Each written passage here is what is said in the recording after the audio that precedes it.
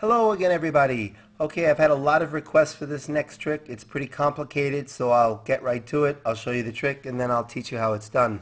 We're going to need two spectators to select cards. Let's say the first spectator selects the 10 of spades, and the second spectator selects the Queen of Hearts. So we need to remember the 10 of spades and the Queen of Hearts. And we're going to get the cards lost in the deck. So let's just put the 10 of spades right in over here and the Queen of Hearts right over here.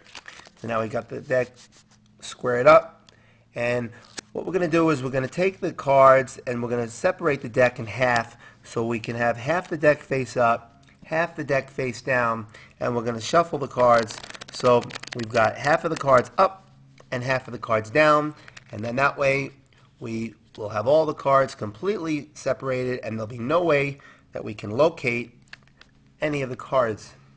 Right. Okay, now we're going to turn the two piles into 6 piles. So we've got face up cards, face down cards. Right over here we've got a back to a face, which gives us a back to a back. We've got a face to a back, which gives us a face to a face. A back to a face gives us a back to a back, and a face to a back gives us a face to a face. So we've got one big pile of cards. Now, do you remember the two cards that were selected? Because with a little bit of a shake, those are the only two cards in the deck that are going to be face up. And your cards were the 4 of diamonds and the 6 of spades, right? Wrong? Oh, well, maybe these cards are indicator cards. Let's see. Let's count 4 cards down. 1, 2, 3. Was this your card, the Queen of Hearts? Yes, it was. And let's count 6. 1, 2, 3, 4, 5. Was this your card, the 10 of spades? Yes, it was. Not only did we find the Queen of Hearts, but all the cards in this pile are all black, and all the cards in this pile are all red. Okay, pretty cool trick. How is the trick done? I'll show you.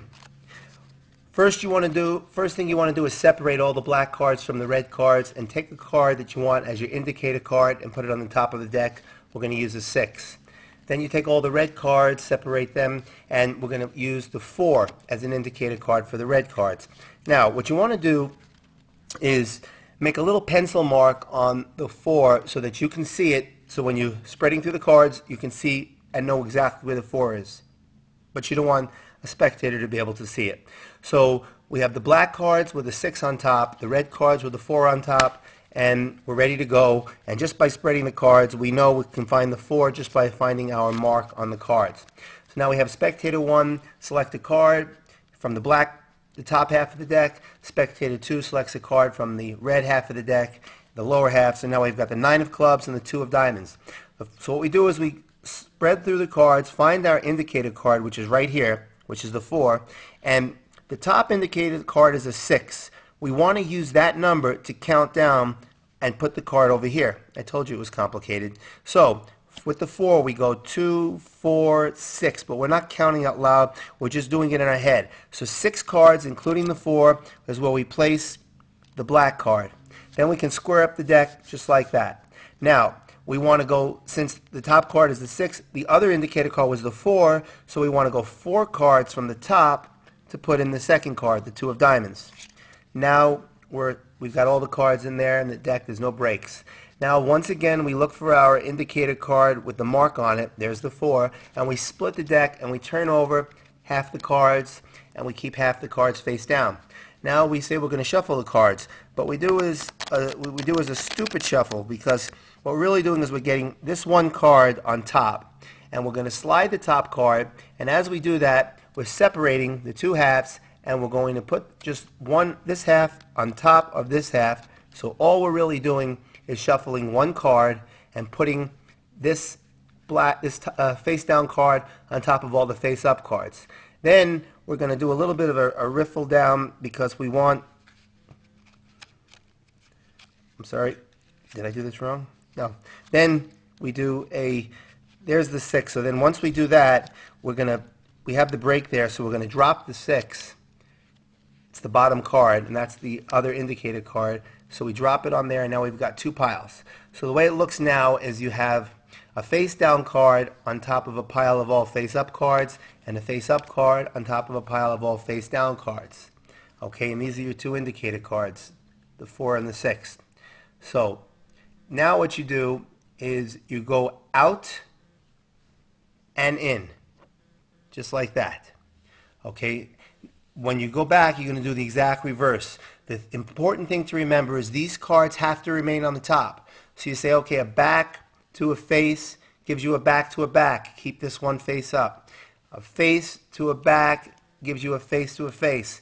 Keep that 6 on the top.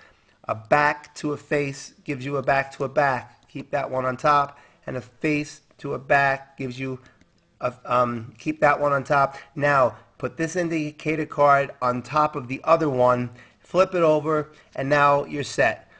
All you have to do is just say now the deck is all set, and your cards are going to be the only ones face up. Spread the cards, say there are your cards, the 4 and the 6, and you play real stupid when they say no, that's not them. But that's still pretty impressive that you were able to get only 2 cards to be face up. Then you say, well, let's just see if they are indicator cards. You count 1, 2, 3, and there's the 2 of diamonds, and then 1, 2, 3, 4, 5, and there's the 9 of clubs, and then you show that all the other cards over here are red, and all the other cards over here are black. Hopefully you followed along and you got it. Let me know if that was too complicated. I want to thank Arts Infinity. He's the one that's been helping me with a lot of these tricks. This is the 4th trick that he's actually helped me with. He does cardistry, the art of cardistry. He does tutorials on really fancy card shuffling and cuts, and I really think you guys should check his channel out. Arts Infinity, there's his channel, and this is one of my favorite videos of his. That's it. See you all next time.